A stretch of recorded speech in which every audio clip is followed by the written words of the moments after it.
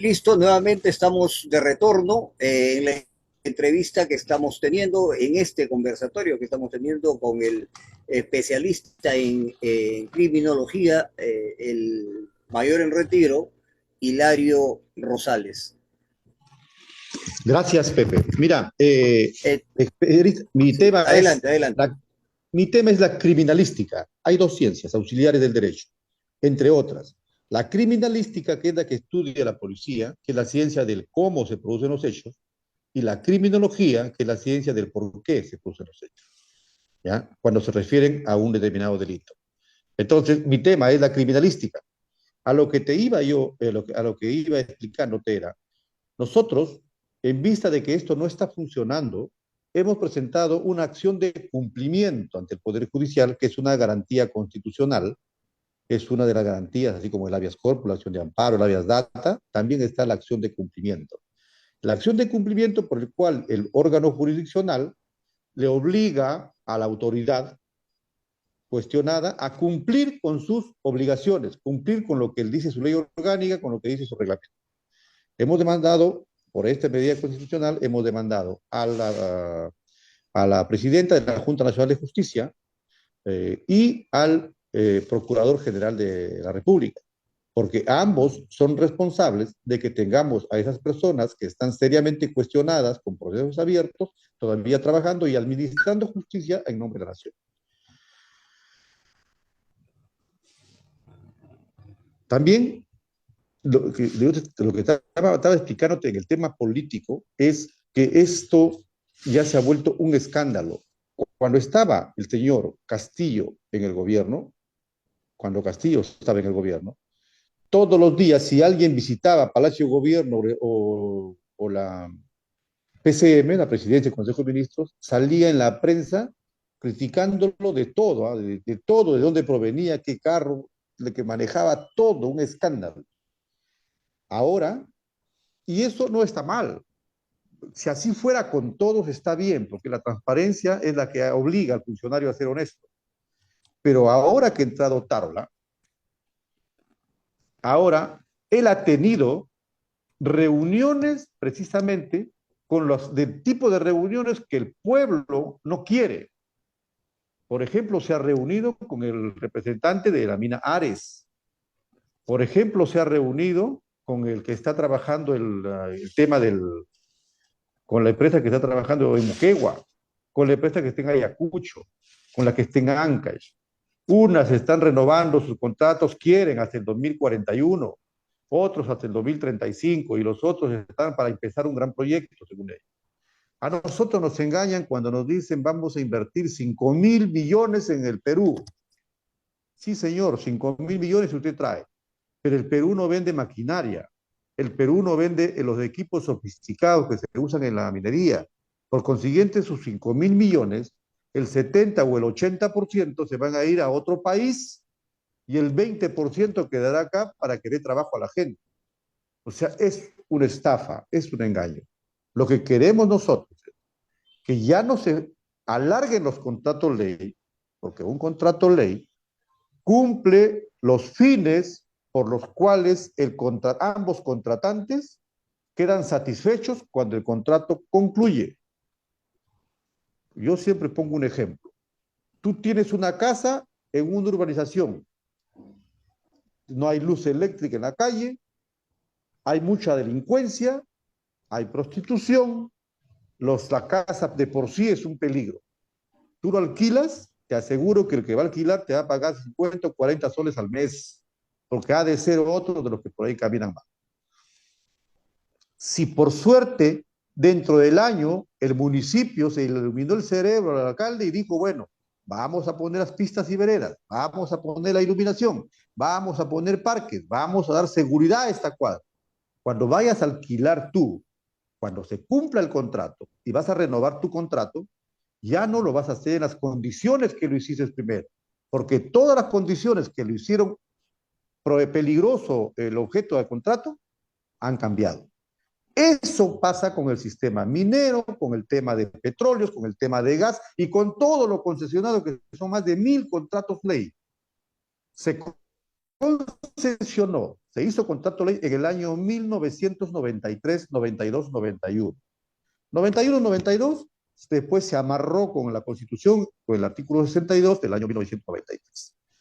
En esa época había terrorismo, en esa época había mucho riesgo de perder la vida, en esa época había riesgo de que el capital se pierda porque la gente lo van a destruir, era todo una serie de problemas que hacían que los contratos ley funcionen. Yo Pero vengo, pongo mi plata. es lo que está pasando en este momento, ¿no? Es lo que están tratando de crear el mismo contexto para poder Para hacer lo poder mismo. hacer lo mismo. Nos están criminalizando el Perú para que nuestros activos bajen porque son riesgosas las inversiones.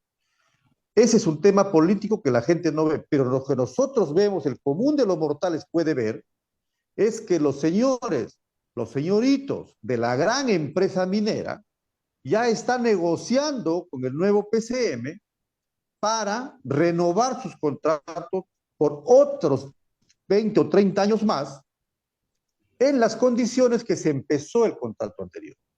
Entonces, con esta constitución que tenemos nosotros, se creó. Yo no podría decirte la constitución es todo. El problema son los hombres que manejan la constitución. Los hombres que manejan la ley, los que manejan el Estado, son altamente corruptos porque nos falta unos filtros que ya te explicaré en otro momento, pero que tenemos que ponerlo de una forma u otra porque si no, vamos a terminar en una guerra civil. La gente no le interesa ya si pierden la vida en la protesta.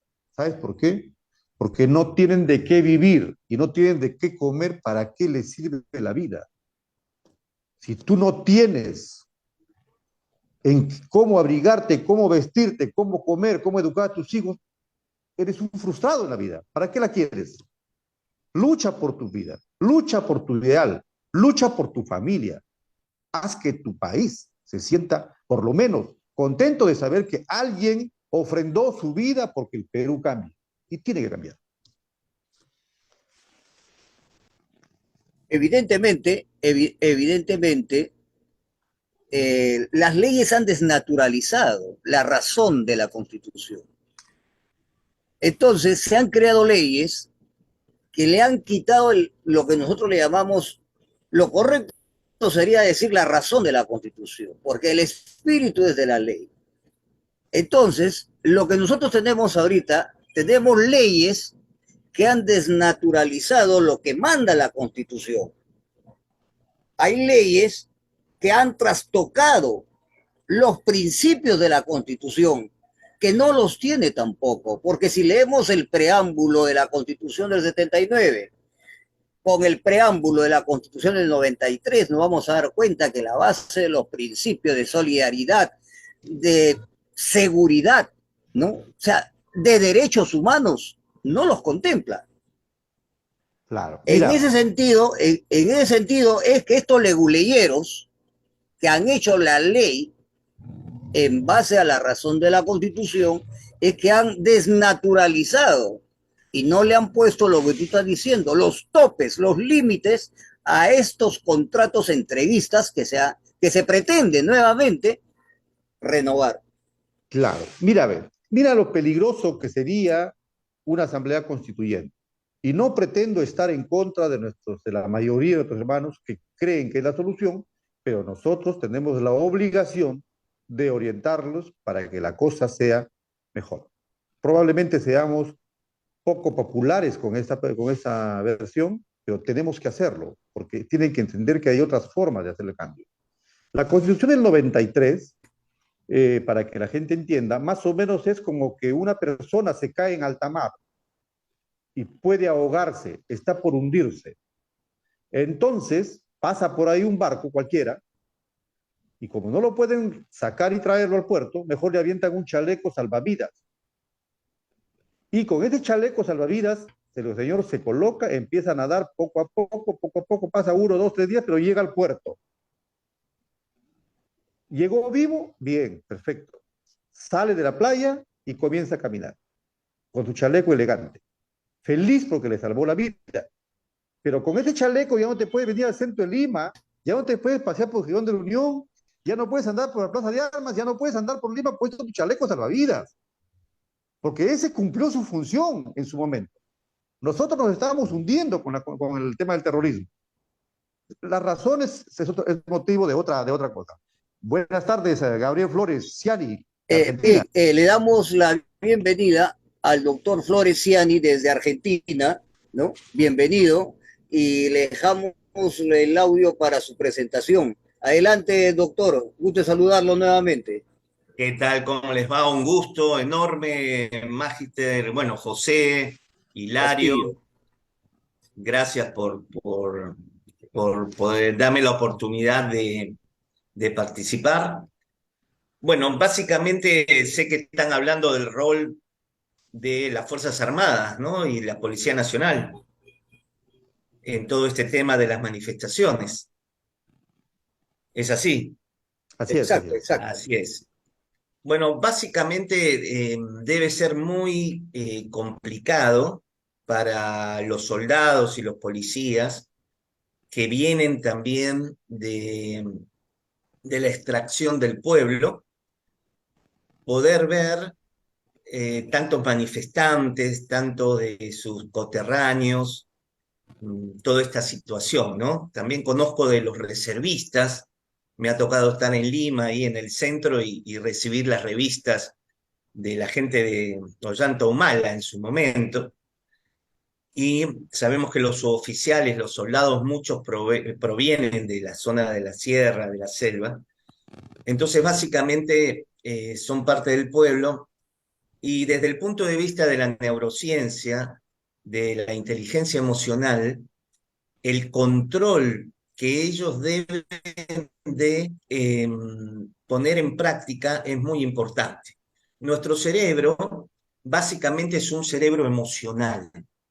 Cuando recibimos la información de nuestros cinco sentidos, va directamente por una vía rápida neuronal a nuestro sistema límbico o emocional. Hay un centro que se denomina la amígdala, y también hay otro centro neuronal que se denomina el hipocampo, en donde está guardada todos nuestros recuerdos, todo lo que hemos sentido, aquellas cuestiones que nos han marcado fuertemente en la vida. Cuando recibimos a través de nuestros sentidos esta información, entonces primero pasa por el cerebro emocional y luego por vías nerviosas, a los milisegundos, le puedo asegurar, llega a nuestra región racional o en el lóbulo frontal, en donde están nuestros pensamientos. Con esta región tomamos decisiones, elevamos los juicios, elaboramos ideas, tomamos, bueno, la memoria, el aprendizaje, todo allí está guardado. Entonces se produce o mejor dicho, viene el impulso emocional y llega ahí a las neuronas del razonamiento, y vamos a pensar de acuerdo a la información emocional que estamos produciendo. Y el pensamiento, si nosotros no tenemos un buen ejercicio o un buen entrenamiento mental, nuestro pensamiento puede llegar a ser cambiado por las emociones que en ese momento estamos viviendo. No quisiera estar en el cerebro de muchos de nuestros policías y soldados, a los cuales admiro profundamente. Les cuento que yo me vine a los 15 años a Argentina, pero quería ser militar, quería ir a la escuela de Chorrillos. Así que me quedó, para la próxima vida, me quedó ser cachaco. Así que amo profundamente, profundamente al ejército del Perú. Entonces, no quisiera estar en el cerebro de ellos en este momento, los oficiales también, porque entonces, vamos a ver, cuando ellos ven a las personas que se acercan en una manifestación, captan con su globo ocular. Detrás del globo ocular ya tenemos neuronas y viaja la información directamente hacia el lóbulo occipital, donde está la corteza visual, y de allí, como les decía, viaja al cerebro emocional y luego al pensamiento.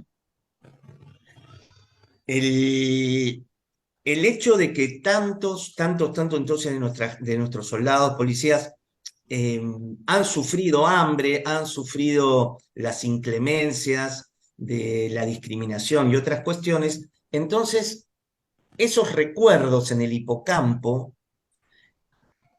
se enfrentan a la imagen actual que están recibiendo y ahí se produce un choque donde está el entrenamiento militar justamente en esto. Aquí es donde radica el entrenamiento militar. Es por esto que hacen cantar a los soldados cuando marchan, cuando corren, esta disciplina que se les exige cuando pareciese que no tiene ningún sentido. Porque lo que se hace en el entrenamiento, en este caso de las Fuerzas Armadas, está trabajándose sobre otra área del cerebro que se denomina reptiliana o instintiva. Y también se está trabajando a través de la memoria muscular. Es decir, cuando repito la misma acción, va a guardarse en la memoria de las células musculares. De tal manera que muchas de las reacciones que voy a desatar frente a una situación X o cuando me estoy enfrentando a los manifestantes, no voy a estar usando el cerebro racional o el emocional, sino que en ese momento el soldado policía está utilizando el cerebro más primitivo que tenemos, que es el instintivo, ese que tiene que ver con la agresividad, con la defensa del territorio, con la supervivencia, y cuando ellos están ejerciendo algún tipo de táctica o disparando, es la memoria de las células de los músculos, los cuales están actuando por afuera del sistema racional. Bien, gracias por la explicación, pero hablando de la memoria del sistema racional de los que están planificando nuevamente volver a las mismas, al mismo contexto de 1990 hacia el 95, donde hubo un Perú convulsionado por el terrorismo, convulsionado por los enfrentamientos entre los militares y estos subversivos, ¿no? En ese contexto es que se hicieron los contratos, los nuevos contratos, las concesiones y las ventas de más de 1.000 empresas, o 2.000 si más no me equivoco, 2.000 empresas peruanas fueron transferidas, ¿no? Fueron concesionadas. Al 2023 cumplen 30 años. Y nos parece, como lo está explicando el magíster Hilario Manuel Rosales, que se está nuevamente rememorizando ese contexto, ¿no? Para que nuevamente en ese contexto comenzar a hacer bajo la mesa, entre gallos y medianoche, nuevamente la renegociación de estos contratos. Que el pueblo ya lo captó, ya se dio cuenta, ¿no? Y por lo cual se han levantado las protestas. ¿Qué dice mi estimado Hilario al respecto? José, Gabriel, como yo les estaba explicando, el tema es más complejo de lo que nosotros creemos. Es importante lo que Gabriel apunta, porque nos hace conocer la forma como nosotros almacenamos el recuerdo, cómo utilizamos el pensamiento racional, cómo se evoca el pensamiento más primitivo, el reptiliano, y cómo de repente nosotros con puro músculo actuamos y después nos damos cuenta que tan bueno o tan malo estuvo nuestra actitud. Pero a nuestro personal, a nuestros policías, a nuestras Fuerzas Armadas, hermanos menores, porque yo soy un jefe policial, a estos señores se les está utilizando precisamente para crear este conflicto. Por esa razón también yo he denunciado a la presidenta y a los ministros, he denunciado porque hay que defender, alguien tiene que defender a la policía. El Ministerio Interior tiene su defensoría del policía, pero no lo defienden al policía. Están defendiendo al sistema como si el policía fuera el sistema, y eso no es cierto. El policía es un peón que tiene igual derechos que todos, que tiene derecho a vivir bien, que tiene derecho a trabajar en condiciones dignas, que tiene derecho a ser respetado, pero se le está utilizando poniéndolo en operaciones que no son de su competencia, Los temas políticos no son competencia de la policía, son temas que deben resolverse por el nivel político. Y si no, ¿cómo crees que pasó en el caso de París, de Francia? ¿Cómo crees que ha pasado en el caso de Brasil? ¿Acaso la policía ha resuelto los problemas políticos? No es así. Los problemas políticos le corresponden a los políticos y la gente sale a marchar y reclamar y hacer bulla, que hagan su bulla. Yo, policía, cuido solamente lo que me corresponde por la constitución política, que es cuidar el patrimonio público y privado en estado de situación. En esta situación que estamos de conflicto, hay que crear eso. Ahora, se está llevando todo este conflicto a crear condiciones para que la gente se ponga a pelear, la gente muera, se maten. Mientras tanto, creamos condiciones para volver no a renegociar, a renovar los contratos. Y eso es un abuso, es un entreguismo absoluto.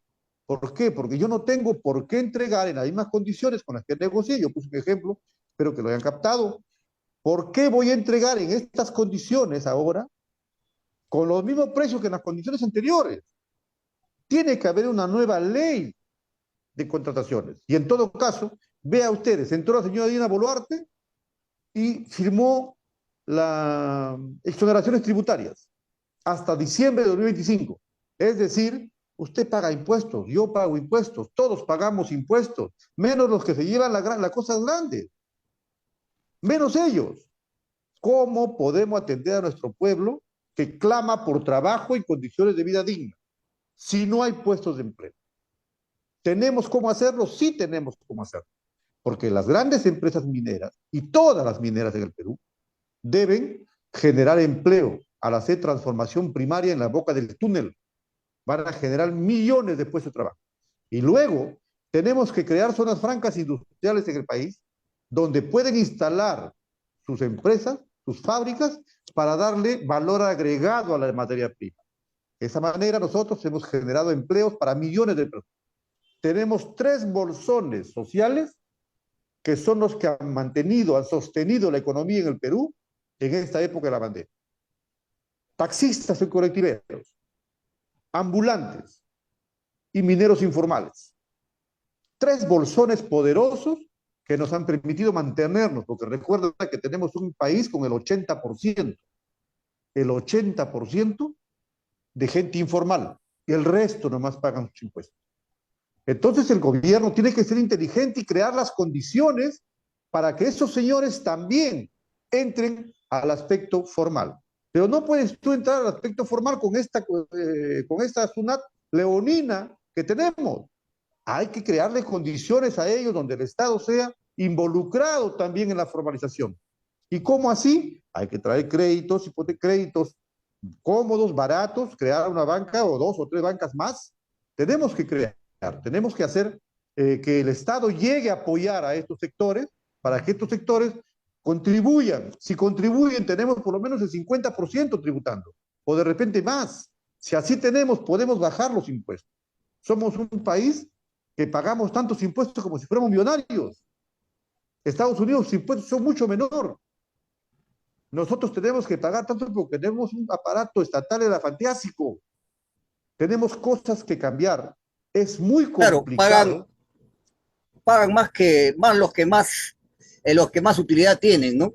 Y los que menos ingresos tienen pagan menos, obviamente. Hay una pregunta, creo que nos avisa el director que hay una pregunta en el chat. Adelante, Ricardo.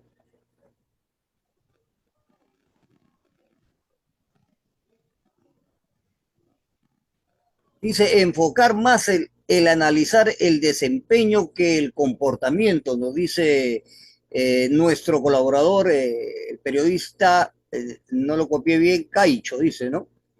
Desempeño, dice el comportamiento. Lo primero supone medir acciones, lograr objetivos, evaluar resultados e impactos, mientras que el analizar el comportamiento deja como tangencial el rol de la fuerza de la ley por solamente centrarse en la acción. Eso nos dice el magíster Jorge Luis Caicho, ¿no? Enfocarse más en el análisis, dice, ¿no? Del desempeño que el comportamiento, ¿no? No sé si se captó la idea, ¿no? Sí, sí, sí, sí. Sí, mira, el desempeño de las fuerzas del orden dentro del contexto que se le ha puesto, ha sido más o menos cercano a lo que debería ser. Tiene algunos excesos, pero ha hecho lo que tenía que hacer. Bueno, acá en Lima, pero en el interior del país me parece igual en el interior del país. Lo me que parece pasa, que, me parece que han habido algunos excesos. han sido puestos para eso. Han sido puestos para eso. Si tú pones francotiradores en los techos, ¿para qué los pones? Para matar. En Lima no ha habido eso. No ha habido francotiradores. Allá se han creado las condiciones para matar. Y de eso tienen que responder. Los policías han actuado, conforme nos acaba de explicar Gabriel, han actuado por el instinto, ese pensamiento muscular, ese pensamiento primitivo, reptiliano. Con ese pensamiento han intervenido ellos porque están protegiendo su vida. Porque se le ha creado las condiciones para que crean, para que piensen que su vida está en peligro y que está en peligro la nación y que estamos siendo invadidos por los terroristas. Y a muchos de los policías todavía le queda el recuerdo de lo que fue el terrorismo. Entonces, hay que matar, pues. Se le ha creado las condiciones. Si yo te pongo francotiradores que van a hacer un tiro selectivo y te pongo también al frente de gente que te van a atacar, ¿qué vas a hacer? Tienes que disparar. Y si te preguntan por qué lo has hecho, mira, me han golpeado, me han atropellado, me han hecho... Está bien, pues. Es que tú también eres una pieza en este ajedrez. Eres una pieza con la que está jugando ese cerebro maquiavélico que está arriba. Ese cerebro maquiavélico que hoy, para que no despiertes, te adormece con un bono, un regalo, te está pagando para que te quedes callado. Eso es cuestionable. Pero si le trasladamos la pregunta al doctor Gabriel Flores Ciani, Por favor. esa actitud, ¿qué consecuencias tiene? Lo que yo he podido apreciar es de que como que ha incendiado más la pradera. Sí, coincido con Hilario, no sé qué cargo tuvo mi estimado amigo Hilario, pero ahí le respondo, Magíster. Pero también tengo una gana de ir a Mazamari, mi estimado Hilario. Siempre quise ser Sinchi también, pero al margen. Al margen. Coincido plenamente con lo que nos dice Hilario, porque justamente en la repetición y la memoria que ya tiene el soldado y el policía, en ese momento hay una disociación en el cerebro. Es decir, disociación sería pasar a otro estado mental.